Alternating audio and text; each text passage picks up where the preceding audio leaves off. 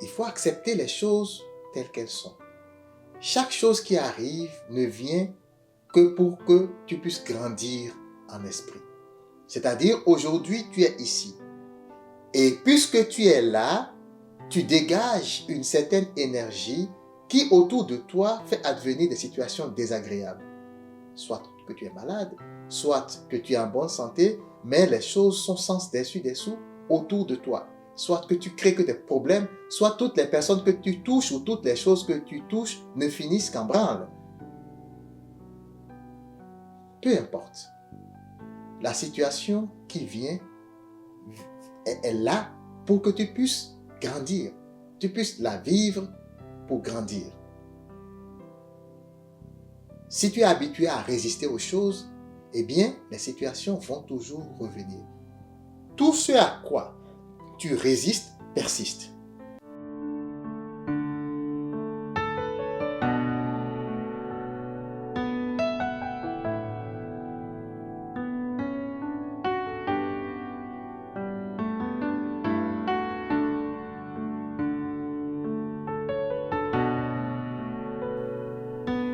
Mesdames et messieurs, bonjour et bienvenue dans cette émission, bienvenue dans notre espace habituel d'échange en spiritualité, échange sur la vie, échange sur notre bien-être, échange sur notre bonheur.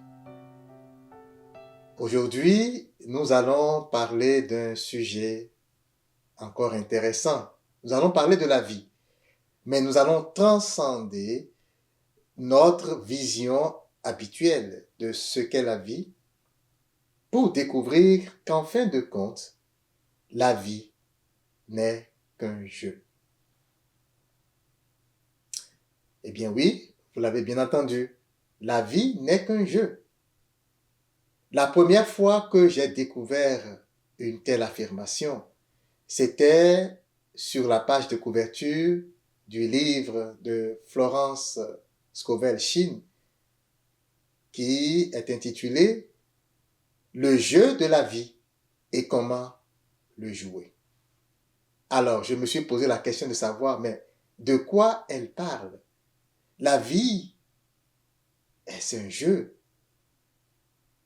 Lorsque des situations traversent notre chemin et qui nous rendent profondément mal à l'aise, parfois nous blessent, lorsque nous n'avons pas de quoi nous nourrir au quotidien, ou lorsque dans le monde on regarde ce qui se passe, plein de gens qui sont à risque d'être tués ou qui n'ont même pas le minimum pour survivre, est-ce qu'on peut parler d'un jeu? Alors, j'ai réfléchi sur la question. J'ai fait d'autres lectures, écouté d'autres conférences. Et un jour, une conférence de Eckhart Tolle qui abondait dans le même sens et qui disait, pour certaines personnes, $1 million, c'est toute leur vie. C'est vraiment leur existence tout entière. Mais pour d'autres personnes, $1 million, c'est comme l'argent qu'il faut pour acheter un biscuit. La bourse monte, la bourse descend, et tout cela n'est qu'un jeu. Alors j'ai compris. J'ai compris qu'il avait raison. Parce que, en réalité, la perception que chaque humain a de ce qui lui arrive, c'est ça qui fait la couleur de la situation qu'il vit. Parce que la couleur de ce que nous vivons, l'impact de ce que nous vivons sur notre esprit ne provient que de la perception que nous avons de ces situations ou de ces circonstances. Alors, j'ai été convaincu qu'effectivement, la vie est un jeu. Mais c'est sûr, pour des gens qui vivent des situations drastiques, pour des gens qui traversent des périodes assez difficiles, c'est inconcevable de parler ainsi. C'est inconcevable de comparer la vie à un jeu. C'est inconcevable de leur dire, mais tout ce que vous vivez là, ce n'est que dans votre tête.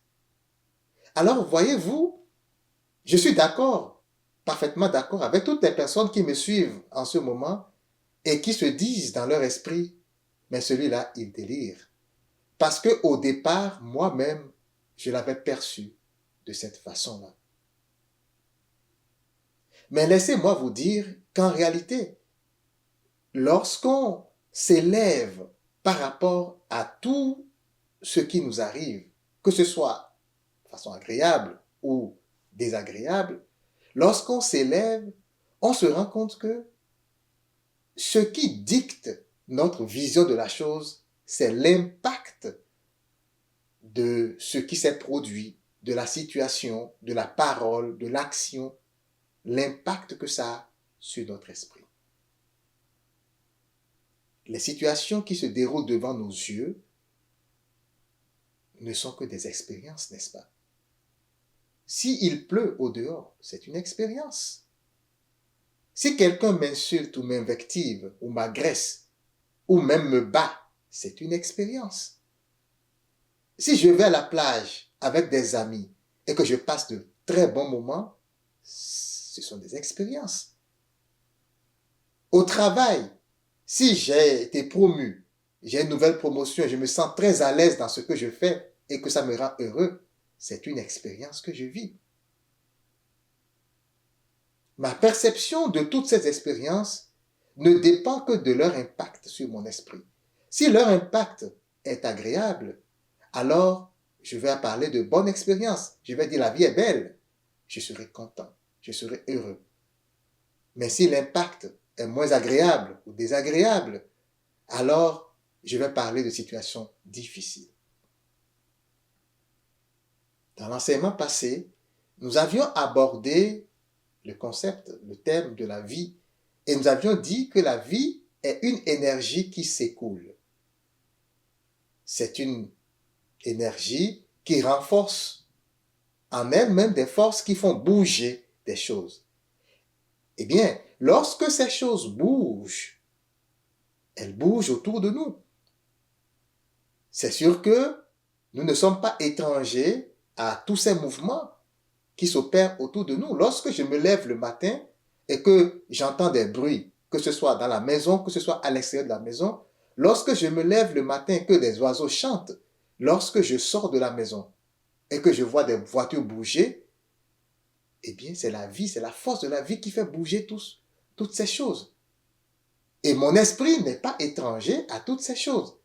Donc, j'ai des impacts sur ces choses et ces choses ont des impacts sur moi. Ce sont ces impacts qui font l'expérience de la vie que je vis ici-bas. Alors oui, la vie est une suite d'expériences. C'est quoi une expérience?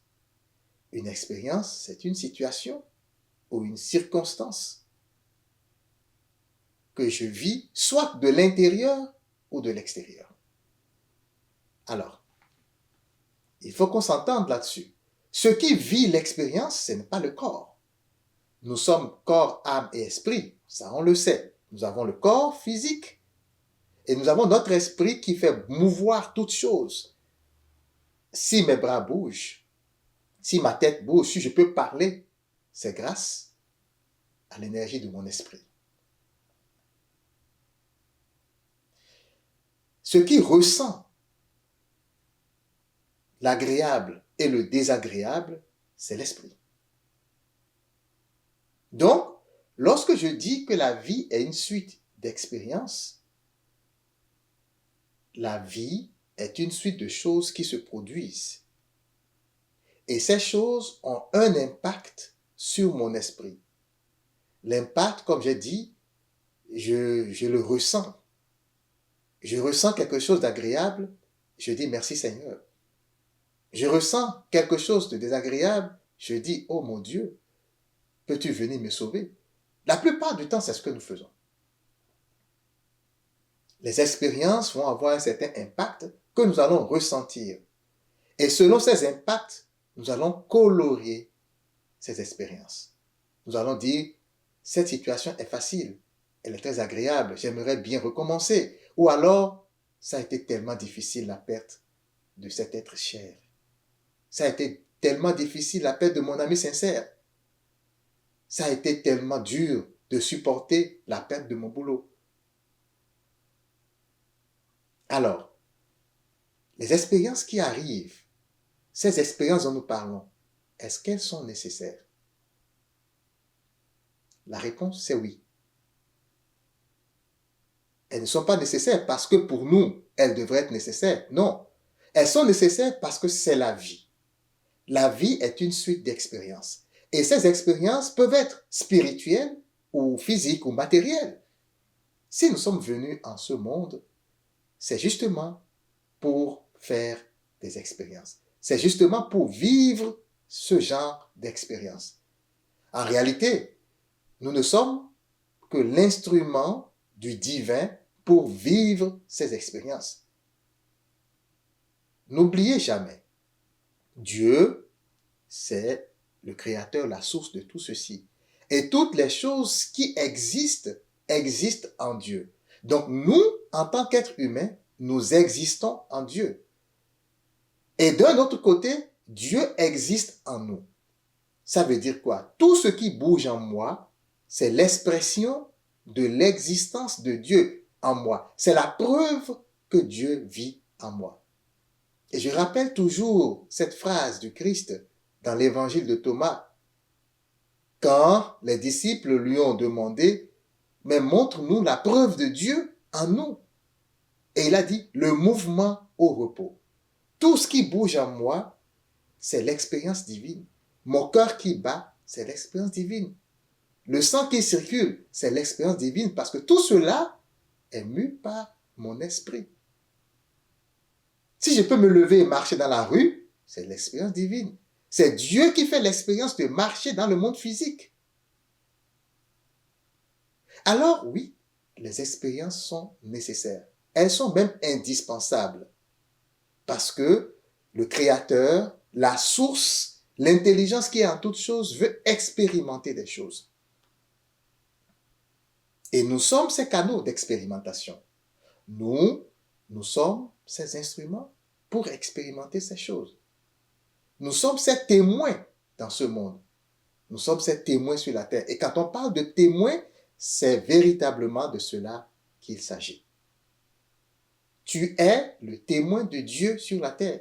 Tu es l'instrument de Dieu dans toutes les expériences que tu fais. Ça, c'est très important de se mettre à l'esprit que nous ne sommes pas séparés du divin. Nous ne sommes pas séparés de la source. Nous ne sommes pas séparés de toutes ces situations qui arrivent. Tout cela se fait au même endroit, en Dieu. Alors, nous sommes appelés à changer notre perception des situations qui nous arrivent. Elles sont nécessaires. Les expériences que nous vivons ne sont que le fruit de ce que notre âme désire que notre esprit vive. Et vous ne pouvez vivre aucune situation, vous ne pouvez faire aucune expérience qui ne soit le fruit de ce que votre âme veut. C'est pourquoi certaines personnes vont dire, Dieu ne nous donne que l'expérience que nous sommes capables de supporter. C'est ce que ça veut dire. En définitive, l'expérience qui traverse ta route de vie, ton chemin de vie, est l'expérience dont tu as besoin en ce moment-là. Alors, ce que je dis est très important. Même si vous êtes actuellement, présentement, ici et maintenant, plongé dans des expériences désagréables, peut-être il y a quelques jours avez-vous perdu un être cher, peut-être êtes-vous en train de traverser une période qui est assez difficile pour vous à supporter. Il y a des situations de toutes sortes qui arrivent et vous devez traverser cette période. Mais lorsqu'on sort un peu de ces émotions, tout ce qui arrive n'arrive que parce que vous avez besoin de traverser ces situations. Et quand je dis besoin, je ne dis pas que vous avez besoin de souffrir. Allons au-delà de la souffrance. Parce que peu importe ce que vous vivez, peu importe la situation qui traverse votre vie, au-delà de l'expérience, il y a une lumière. Il y a quelque chose qui renaît. Il y a quelque chose qui change, qui transforme votre esprit. Et c'est cela le but ultime de la situation, de l'expérience que vous traversez. C'est cela la justification ou la motivation de ce trouble que vous venez de traverser. On va dire la même chose, des situations agréables. Si vous rencontrez dans votre vie, par exemple, quelqu'un qui vient apporter une poussière de paix, une poussière de joie. Ah, ça faisait longtemps. J'ai toujours traversé des périodes difficiles. Mais cette fille-là, ou cette femme-là, ou cet homme-là, c'est véritablement la lumière dans ma vie. C'est véritablement la grâce que le ciel apporte. Parce qu'à chaque fois que je suis à ses côtés, je respire la vie. C'est une expérience agréable. C'est une expérience que votre âme désire en ce moment vivre. C'est une expérience qui correspond à votre niveau de conscience du moment. C'est pareil. Les expériences que nous traversons sont donc nécessaires. C'est pour ça que nous sommes là. Ne pensez pas que vous soyez venus sur la terre pour autre chose que les expériences. Non. Nous sommes venus pour faire des expériences. Avons-nous la capacité de traverser ces expériences? Bien sûr. Peu importe l'expérience que nous vivons, nous en avons la capacité. Nous avons la force qu'il faut. Pas une force qui vienne de nous-mêmes. Vous l'aurez compris, parce que l'expérience n'a pas été initiée forcément par vous en tant qu'esprit. L'expérience a été initiée par votre âme. Alors, l'esprit, avec sa caractéristique principale qu'on appelle le libre arbitre, peut accepter de surfer sur l'expérience ou peut résister à l'expérience. L'âme dit, moi je veux que tu expérimentes l'amour. L'esprit est appelé, avec son libre arbitre, à rentrer dans cette expérience de l'amour. Alors un jour, tu te lèves et tu rencontres la femme de ta vie ou l'homme de ta vie. Ou on peut dire, tu rencontres un homme ou une femme qui te plaît et tu commences à flirter avec lui ou avec elle. C'est toi, avec ton libre arbitre, qui décide de tout ce qui va advenir par la suite. Parce que, en ce moment-là, c'est une suite d'expériences que tu vis. C'est une suite de situations qui vont succéder les unes aux autres. Alors, la difficulté ou la facilité, le bonheur ou le malheur, le bien-être dans cette situation ou le mal-être, ça vient d'où?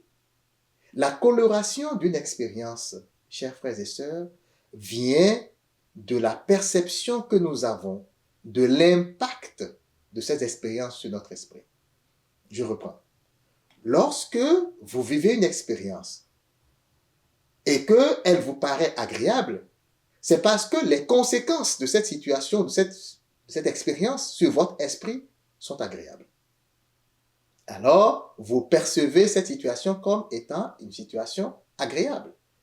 Mais lorsque vous traversez une situation dont les conséquences ou dont les perceptions vous sont désagréables, ça veut dire que l'impact est désagréable. Ce que cette situation génère en vous, vous êtes difficilement supportable.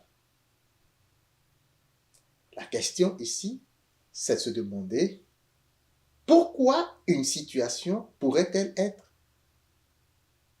insupportable pour un homme? Est-ce que c'est une fatalité? Est-ce que c'est juste l'esprit qui se lève et décide que telle situation, je l'aime, telle autre situation, je ne l'aime pas? En réalité, lorsque je vis une expérience, il y a deux façons d'aborder cette expérience. Il y a deux perceptions possibles. Soit j'accepte l'expérience comme étant une expérience, donc j'accepte que telle chose puisse se produire comme elle s'est produite, ou alors je refuse. Je suis libre, j'ai le libre arbitre, j'ai ce qui est en moi pour décider en mon âme et conscience que telle chose qui s'est produite devrait se produire et c'est normalement ce qui est correct en ce moment-là. Je peux décider de refuser. Je peux dire, ben non, je n'accepte pas ce qui vient de se produire. Et ça, on le voit dans l'expérience quotidienne. Si quelqu'un perd, par exemple, un être cher, il va se mettre à pleurer. Je n'accepte pas ça. Pourquoi lui? Pourquoi c'est lui qui doit partir? Pourquoi c'est lui qui doit mourir? Je n'accepte pas cette situation. On appelle cela une résistance. Les résistances, c'est un trait caractéristique de notre personnalité, de notre ego. Les résistances, c'est lorsque des pensées commencent à fuser en moi, des pensées contre une situation qui est en train de se produire, contre une expérience que je suis en train de faire ou que j'ai déjà faite. Par exemple, je suis là, en train de me reposer. J'ai la tête un peu surchargée par des inquiétudes ou des soucis. Et mon enfant commence à crier, ou à chanter très fort, ou à faire des bruits. Il est dans son monde et il est content de jouer. Mais ce bruit incessant commence à m'irriter parce que je n'accepte pas ce bruit. Je n'accepte pas qu'en ce moment-là, avec ce que je suis en train de faire, ce soit le mieux que mon enfant puisse faire. Je préférerais qu'il soit calme. Je préférerais qu'il ne crie pas, qu'il joue dans le calme. Alors, le bruit m'irrite. Le bruit m'irrite parce que je résiste à ce bruit, parce que je n'accepte pas ce qui est en train de se produire. Évidemment, je n'en suis pas conscient toujours. C'est vrai, lorsque nous résistons aux choses, nous sommes rarement conscients que ce sont des résistances. Pour nous, tout est normal. Pour nous, notre réaction est normale. Mes chers frères et sœurs, voilà le mécanisme. Toutes les situations qui se présentent dans votre vie sont là pour une raison bien déterminée. La plupart du temps, ce sont des situations qui se produisent dans la normalité de la vie.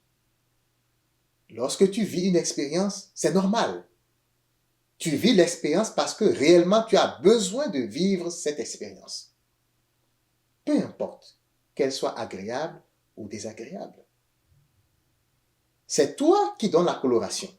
C'est toi qui dis, eh bien, cette expérience, je l'aime ou l'autre, je ne l'aime pas. Et lorsque tu résistes à l'expérience, lorsque tu n'aimes pas l'expérience, eh bien, l'impact sur ton esprit va être désagréable. Tu vas dire, je souffre. Mais la souffrance ne vient que de là. Toutes les souffrances qui croisent notre chemin viennent de la résistance de l'esprit. Vous allez me dire, mais oui, parfois, ce n'est pas moi qui le fais. C'est assez subtil, chers frères et sœurs.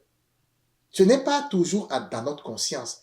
La plupart des choses qui arrivent dans notre vie partent du subconscient. C'est-à-dire que tu attires ces choses sans t'en rendre compte. C'est ce que ça veut dire.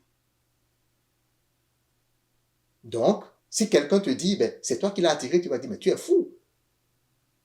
Est-ce que l'autre qui est venu me cogner, est-ce que c'est moi qui l'ai attiré? Est-ce que qu'il m'ait trahi, est-ce que c'est moi qui l'ai attiré? C'est lui qui l'a fait, c'est pas moi qui l'ai fait. Je suis d'accord avec vous. Parce qu'en réalité, c'est tellement subtil, ces réactions de l'esprit, que ça passe en dessous de notre conscience. Or, ce dont tu es conscient, c'est ce que tu connais, n'est-ce pas? Quelque chose peut être dans ton subconscient, mais tu ne vas jamais t'en rendre compte. Tant que tu ne le ramènes à la conscience. Mais par contre, ta personnalité ou ton ego, subtilement, va ramener toutes ces choses à la conscience. Alors, plus tard, quand tu seras en train d'y réfléchir, tu pourrais peut-être t'en rendre compte. Ah oui, Je me rends compte maintenant, je l'avais dans ma conscience, depuis ce temps que j'ai traversé telle expérience, cette peur est toujours en moi. Ah, ça vient de remonter à la conscience. Donc voilà, la vie est une suite d'expériences et ces expériences sont parfaitement légitimes et ces expériences sont parfaitement là où elles devraient être pour nous permettre de vivre, de les vivre, pour permettre à l'âme de vivre cette joie ou cette douleur. La difficulté pour l'esprit de traverser une expérience provient de ses résistances. Il n'accepte pas ce qui est. Il n'accepte pas l'existant. Alors, quelle est la solution? Comment faire pour traverser cette vie en beauté, pour vivre cette vie dans la normalité, dans le bonheur? Comment faire pour simplifier notre vie? Comment faire pour simplifier la vie autour de nous? Telle est la question. Eh bien, il faut cultiver ce que nous appelons la résilience. Il faut accepter les choses telles qu'elles sont. Chaque chose qui arrive ne vient que pour que tu puisses grandir en esprit. C'est-à-dire, aujourd'hui, tu es ici. Et puisque tu es là, tu dégages une certaine énergie qui, autour de toi, fait advenir des situations désagréables. Soit que tu es malade, soit que tu es en bonne santé, mais les choses sont sans dessus-dessous autour de toi. Soit que tu crées que des problèmes, soit toutes les personnes que tu touches ou toutes les choses que tu touches ne finissent qu'en branle. Peu importe. La situation qui vient est là pour que tu puisses grandir. Tu puisses la vivre pour grandir. Si tu es habitué à résister aux choses, eh bien, les situations vont toujours revenir. Tout ce à quoi tu résistes persiste. Voilà une affirmation qui se trouve dans les conversations avec Dieu de Neil Donald Walsh. Et je trouve que c'est très judicieux. Toute chose, tout ce à quoi tu résistes persiste. C'est important de graver cette affirmation, cette vérité dans notre esprit. Alors, pour s'en sortir, il faut commencer à cultiver la résilience. Accepter les situations qui arrivent dans notre vie. Accepter l'expérience qui se présente à nous. Comprendre que nous sommes les seules personnes qui attirons, qui créons ces situations. Alors, au-delà de l'acceptation, il faut accueillir la situation. Donc, lorsque j'accepte, je peux être dans la résignation. Alors, quelqu'un qui est dans la résignation accepte tant bien que mal la situation. C'est comme on dit, je n'ai pas le choix. Ça, c'est la résignation. Ce n'est pas la résilience. La résignation, c'est d'accepter quelque chose contre son gré. Mais c'est quand même une acceptation. Tu as accepté la situation, mais tu résistes toujours. Il y a une certaine résistance de l'intérieur pour dire non, non. Je n'ai pas le choix, c'est pourquoi je l'accepte. L'acceptation, c'est une étape, mais ce n'est pas suffisant.